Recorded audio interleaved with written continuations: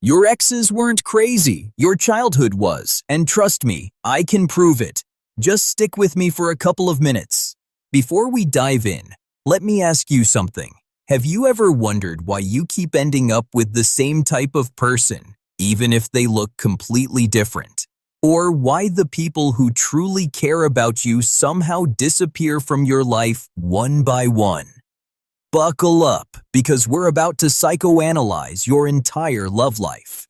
And yes, you can safely blame at least 60% of it on your parents. Number 7. The Velcro parent. Picture this. You're 13, excited for your very first school dance. But your mom doesn't just drop you off. Oh no, she walks in with you, cheerfully introduces herself to your crush's parents, volunteers at the bake sale table, and even asks the DJ if he takes song requests instead of a normal, messy, free childhood. You grew up in a fully supervised emotional airport security zone. Welcome to anxious attachment, where every unanswered text feels like a tiny heartbreak, and every period, comma, or punctuation mark becomes a secret message you have to decode. A text ends with a period instead of an exclamation mark. Boom. Instant panic. Are they mad? Did I do something wrong? Should I just move to another country? Here's the psychology behind it. When your parents hover over you like emotional drones 24/7, you never learn that people can leave and come back.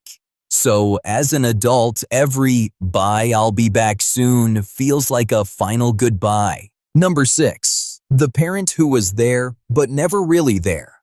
Now imagine a father who's physically present, but mentally light years away. Maybe he worked late. Maybe he was emotionally absent, or maybe he lived in his own private universe. He's there, and yet not really. This kind of emotional absence teaches a kid one big lesson.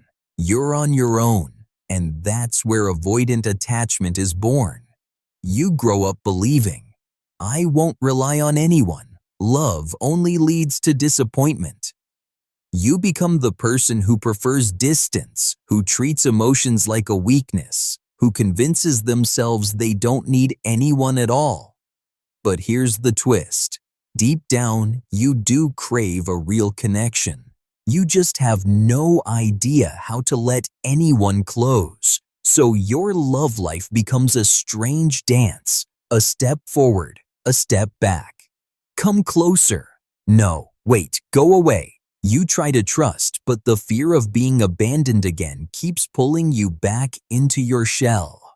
Psychology says when nobody stuck around for you as a kid, your brain learns not to expect consistency. So every time you reach for love, your mind whispers, careful, this won't last. Number 5. The responsibility prodigy. The child who became the parent.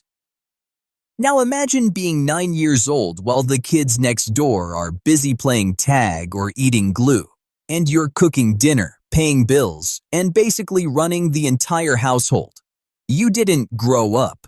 You were promoted without permission to assistant manager of the family, and in adulthood, you become the emotional backbone of everyone around you. You book your partner's doctor appointments, solve their problems, and basically turn into the customer service desk of love. This is forced caretaking. You only feel safe when you feel needed. Meanwhile, your own emotional needs are locked away in the basement of your heart, banging on the pipes, begging to be acknowledged. The sad part, people adore you, but very few ever love you for you. Because vulnerability feels selfish to you, a crime you're terrified of committing after being raised to believe your feelings were less important than keeping everyone else stable. Number 4. The always agreeing child. Some kids grow up learning what they feel, and some kids grow up learning how to carry everyone else's feelings.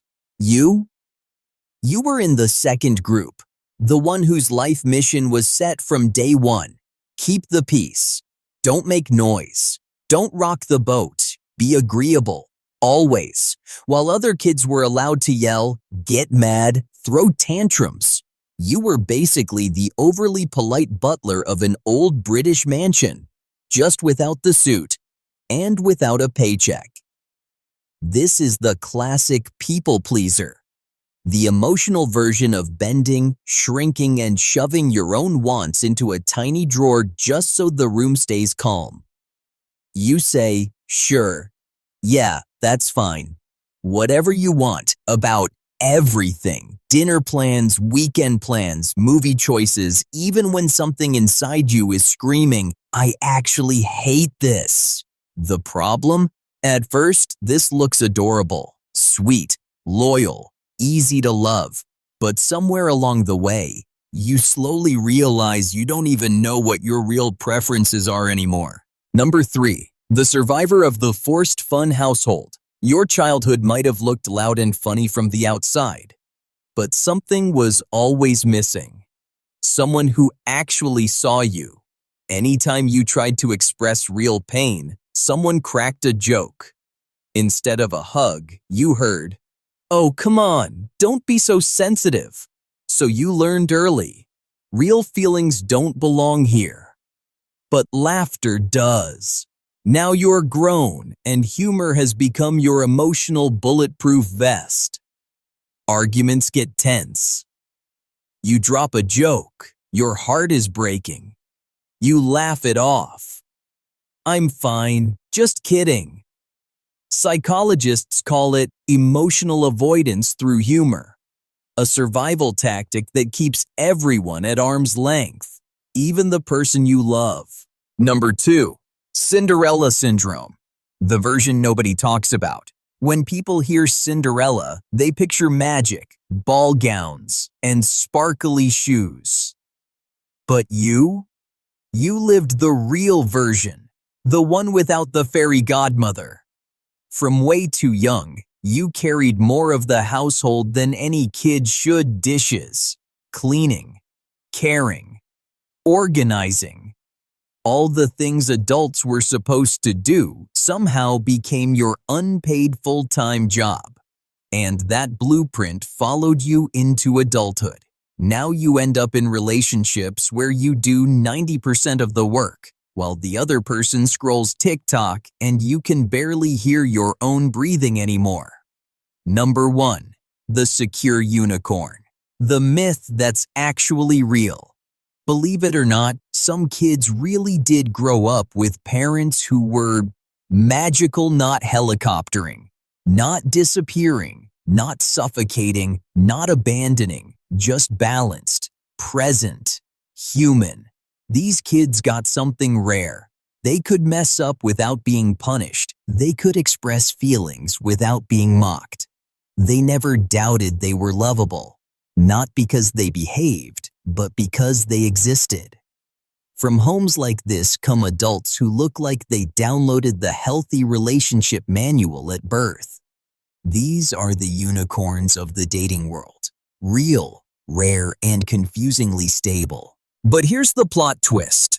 Before you open your childhood file and think, well, I'm officially doomed, there's something important. None of these attachment styles are permanent tattoos on your forehead. Even if your childhood felt like survival training, your brain is insanely capable of rewiring itself.